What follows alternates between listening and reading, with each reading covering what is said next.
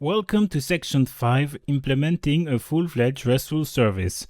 In this section, we will add more complex features to our contacts API. We will first implement image upload, which can be considered arbitrary data, as we don't know in advance the structure. Then we will link the data. Then we will implement paging and filtering the contacts. Next, we will see the value of caching data.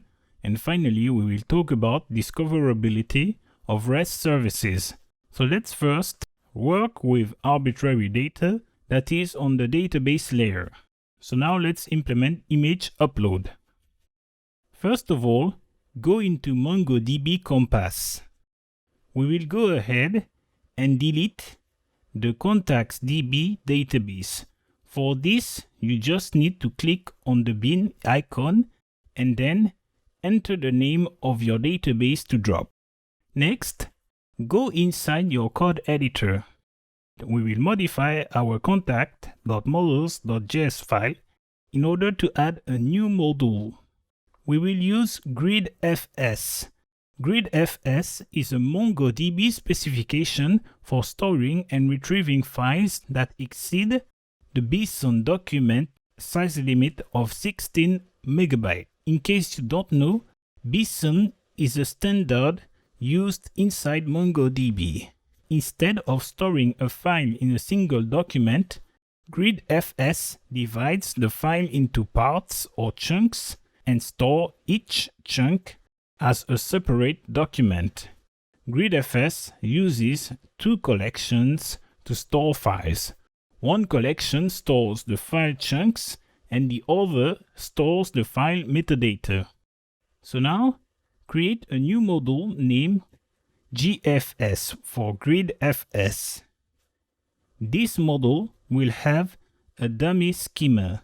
Then, make sure to point to the images.files collection.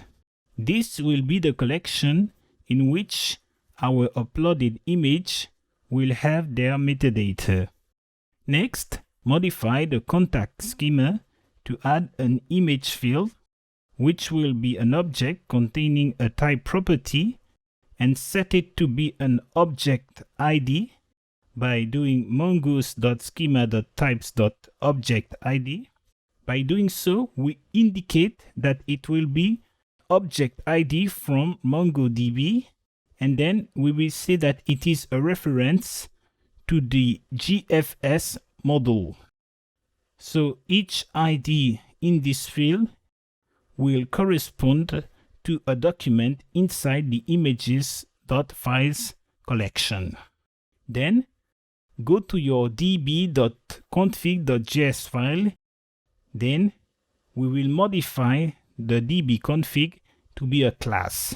First of all, you will need to import different libraries. In order to do so, enter the following commands. We will install Morgan, which will help us see all requests made to our server. We will install Axios to make requests. We will install Multi to upload files. And we will install Multi GridFS storage to upload files directly to GridFS inside MongoDB. You can also install the types of these libraries by entering the following command. Then, inside our db.config class, we will set different static properties. This will allow us to use them directly on the class itself and not by instantiating an object from this class. Inside the constructor, we will set the database name and then the bucket name. This bucket name will indicate where to find our images inside MongoDB.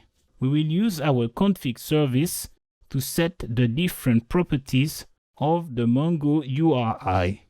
If we go to the config.service.js file, you can see that now it is the default export from this file. Make sure to modify the index file as so. Then, define an async connect db method inside the db.config class. We will first connect to our MongoDB database. Then we will store the default Mongoose connection to our MongoDB database inside the static property named con. By the way, in order to access to static properties inside non-static methods, you will need to use the name of the class followed by the static properties. If you were inside a static method, you could use the this keyword, which would point to the class itself.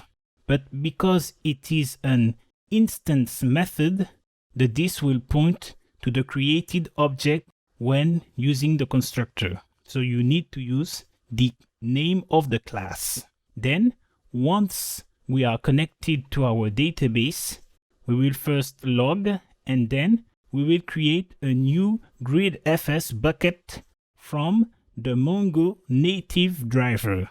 We will pass it a reference to the connection to our database, and then we will set the bucket name. Then we will set another event handler for errors. Next, we will use the GridFS storage constructor from Multi GridFS storage library. We will pass it a reference to the MongoDB connection inside the DB property, and then in the file property, we will set a method which will allow us to customize how we store the metadata of the uploaded file. For this, we will use the crypto native Node.js library, and then we will generate random bytes. Then we will define a file name.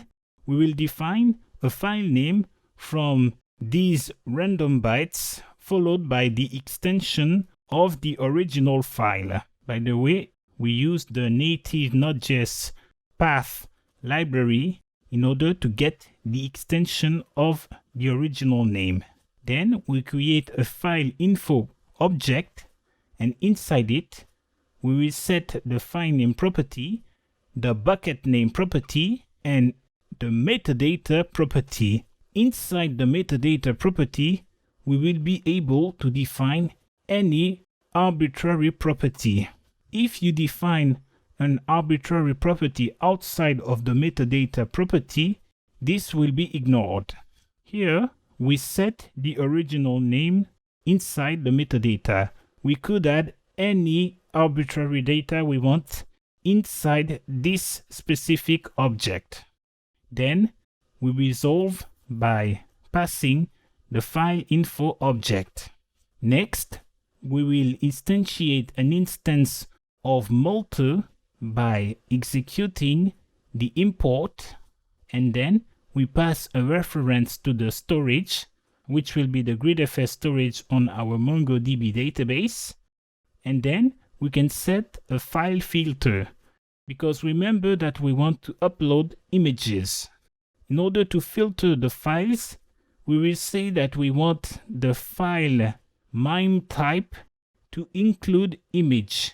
So this could be image/png/jpeg, etc., as long as it contains the image word.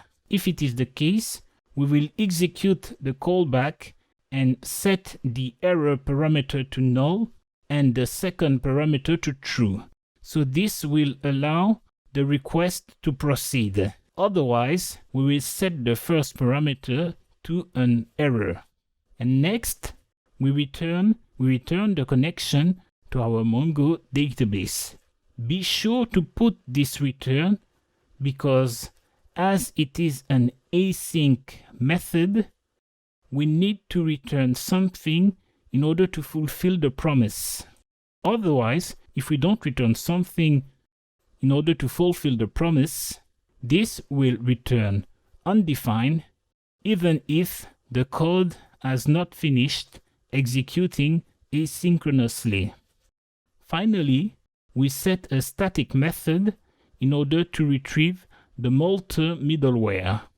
For this, we use an async function which returns our Multi middleware by executing the single method from the Malta instance and passing it file, which will correspond to the name of our field inside of our form on the front end or on our client. And then we will pass it the arguments from the request handlers. More on this later. Next, go to your server.config file.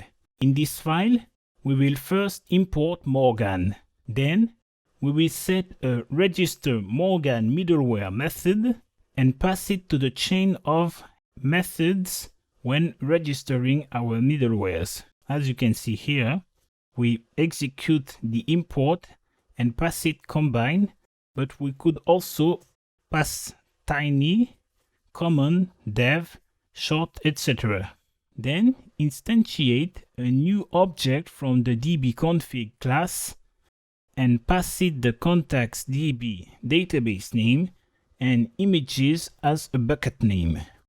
Then execute the connect db on this object and then await for it.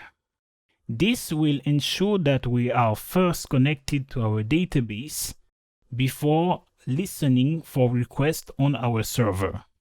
Now go ahead and run your server. Now you can see Morgan, and don't worry, this message shows because we are using the ESM library in order to use ES6 modules. And as you can see, we first log that we are connected to our database and then that our server is listening on port 3000.